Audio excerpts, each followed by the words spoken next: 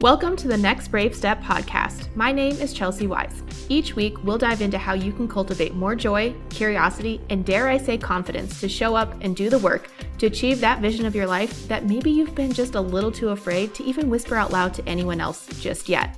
This is a show for creatives who are ready to take themselves seriously, attract their dream clients, and build a business that reflects what they want for their life. I'm so grateful you're here. So let's go ahead and dive into the episode. Hey guys, how are you doing? I'm so excited to be back with this new podcast. As you can see, we have a new name, new branding, but it is still me behind the mic. So you've already heard a few episodes of the new show, but today I kind of want to just sit down with you and kind of just catch up. Like, think of this as you and me over margaritas or coffee. I'm sitting here currently with a big old glass of water because it has been a very long day of recording a ton of episodes. But I wanted to kind of sit down and kind of catch you guys up with what's gone on in my life for kind of like all of 2022, because it has been a whole heck of a lot. There's been some really big things that have happened in my life, some big changes, and I just wanted to kind of catch up with you guys, let you know kind of what's going on and kind of what inspired the relaunch of the podcast with the new branding and kind of a little bit of a story on the new name for the podcast. So yeah, let's go ahead and dive on in. So a big thing happened. I actually ended up filing for divorce earlier this spring. And if I'm being totally honest, that has been really hard to share with people. So many of you guys know the story of my ex's heart surgery story and how that really changed and shaped me and my business.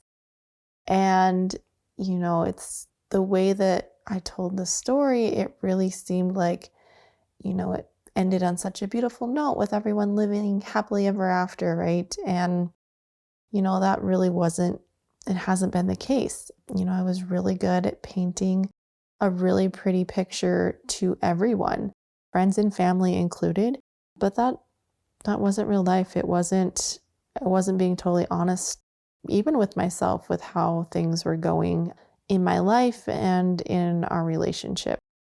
So, you know, here I am at 30, I've got 2 kiddos, I'm currently going through a divorce, and it's not exactly what I had pictured for my life when I was 17.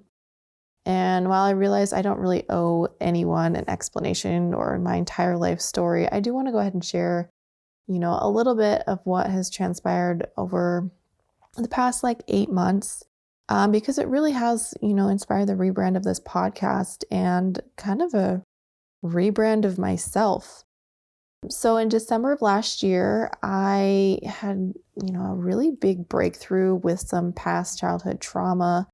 And it really made me realize that almost every decision that I had made in my life up until that point was based on this deep held false belief that I didn't deserve love, that I'm broken, and I'm not worthy of love. So for anyone who's ever gone through therapy or self-development, you know that oftentimes we can, you know, operate from these false belief systems, and we end up making decisions that don't make a lot of sense to other people. And I realized that I had been doing that for years.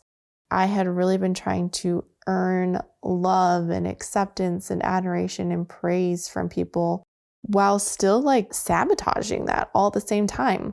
You know, I was really looking for outside validation for a lot of things, but I hadn't really accepted a lot of the stuff that had happened in my life and had just kind of rolled with the punches that had been thrown at me instead of you know, really evaluating and taking ownership of the direction that my life was going.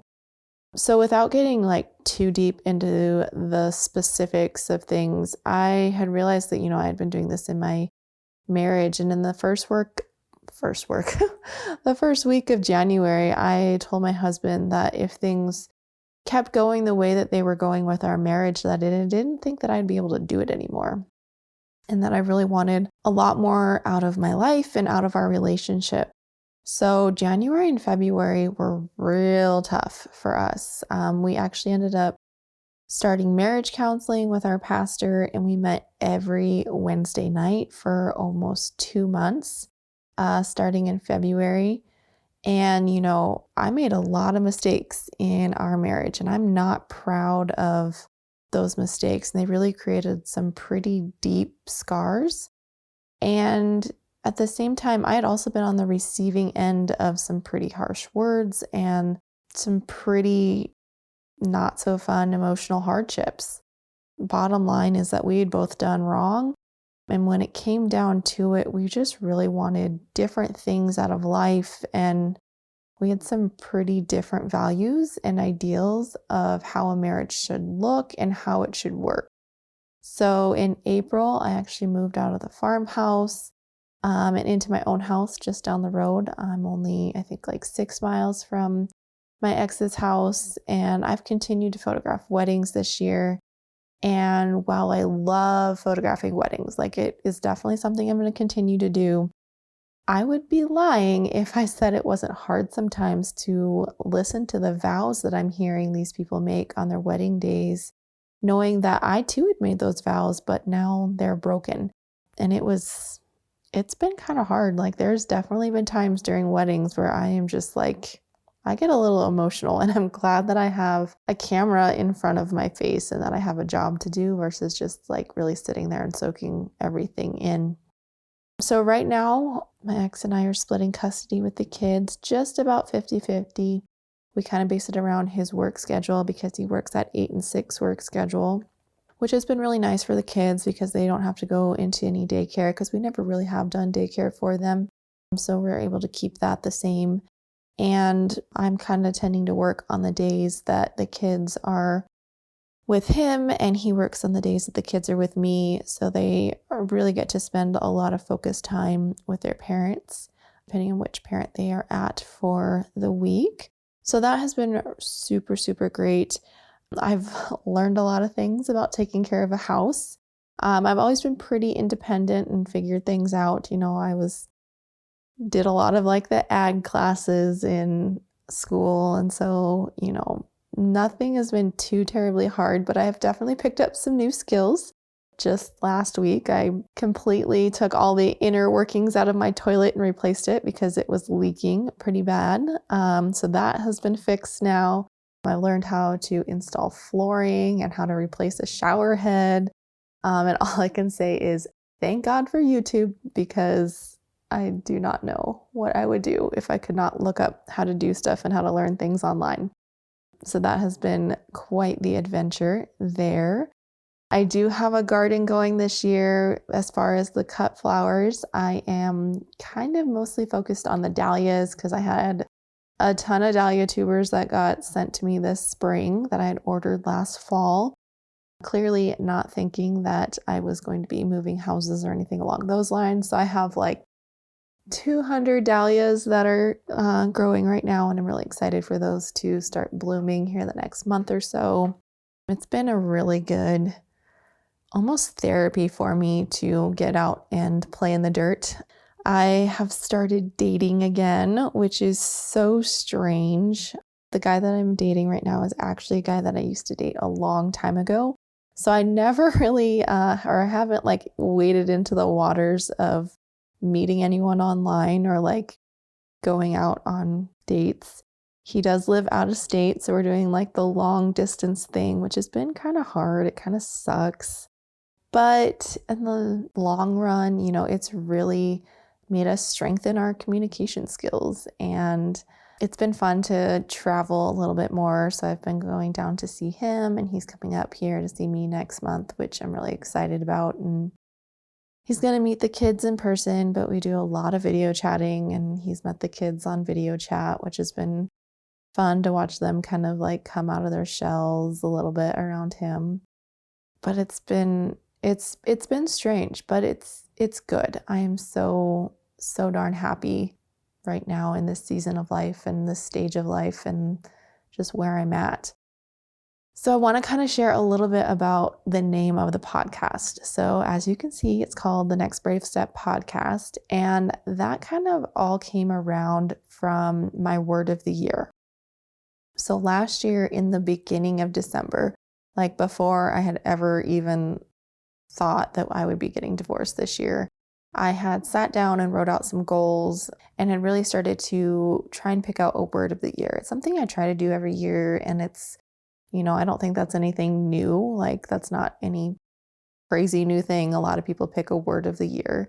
And I've picked some in the past that, growth or intentionality, or that is a really hard word to say, by the way. But this year, I had started coming up with a word of the year, but I actually stopped before I ever actually really decided on it back in December. And so in June, I actually revisited like my goal setting, and like the dust had kind of settled from me moving out. And I was kind of ready to kind of get back into really setting some intentional goals, because life had just flipped upside down and I had started to pick up the pieces, and, it was time to really decide where I was going in life. So I went and looked back at the words that I had written down for my word of the year. And I had written down confidence, assertiveness, empowerment, supported. And I almost picked empowered. Man, I'm just having a hard time with words today. But those are things that I had written down before the divorce. And when I look at what I had written down and how I had lived my life, in the first 6 months of the year, there was this theme that kind of kept showing up. And that was bravery. It took so much courage and so much bravery to speak up and say that, I wasn't happy with the way things were going. And it was brave to go to counseling. And I was brave when I realized that, we wanted different things, and I made the decision to move out and file for divorce, and I was brave when I applied for a bunch of jobs and I got turned down over and over again, brave for sticking through my own therapy with my therapist. Each time I just keep taking these small steps forward, and, even though I don't know exactly where I'm going to end up, bravery to me means that I have faith and I keep showing up and doing that next step that God is calling me to take. And even though I could have used the word faith, but I really think bravery is the word that really encapsulated this year for me. And I know a lot of people don't see the things that I'm doing or the choices that I've made as brave. There's been some pretty strong opinions about it, but when it comes down to it, this is my life, and I have to be okay with the decisions that I'm making in order to be proud of the way I show up as a parent, as a mom, as a human being, and, as a partner. And so that's where I'm at right now. Right now, I'm divorced. I'm dating again. I'm working on being the best co-parent that I can be. I'm still photographing weddings.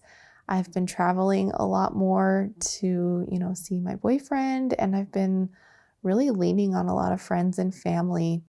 And you know what, guys? I am so freaking happy about it, because I've stood up for myself and I've taken back control and I've owned my mistakes. And I'm learning so much about myself and the world. So no, I don't have life all figured out, but I keep showing up with my messy bun and taking that next brave step forward. And I'm so excited and so thankful that you have decided to come along with me for this journey. Thank you guys so much for supporting me and supporting my podcast and my work as a photographer. I have so fallen in love with teaching and educating and inspiring creatives just like you to really dream those bold dreams and take that next brave step forward.